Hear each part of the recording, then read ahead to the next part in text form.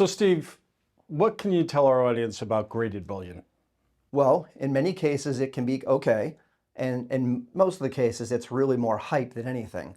And I think what a lot of these companies that are exclusively selling graded bullion to their clients is they're going based on the fact that a coin is a perfect 70 condition, or maybe a 69 in some cases.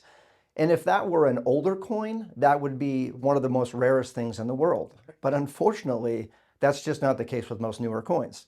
In the older days, when coins were minted in the 1800s and the 1900s, early 1900s, these coins were minted to be used as money. So they were minted in bulk, and then they were put into burlap bags, thrown onto trains and ships, and transported around the country to banks.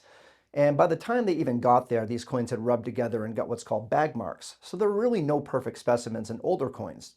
So a lot of times companies will compare those older coins and say, well, the only thing you're going to get in an older coin is maybe an MS65, whereas a new one, we can get you an MS70. And yes, that would be great if those coins were extremely rare, but really they're not, and they're hyped as something that they're really not.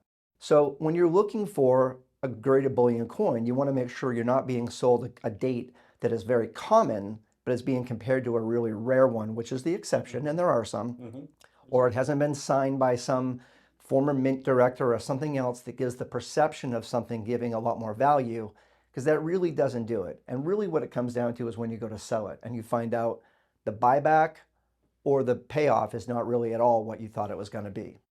And there's the first release and early release as well, right? Of course, there's all kinds of different things that they use to put lipstick on a pig. Yeah.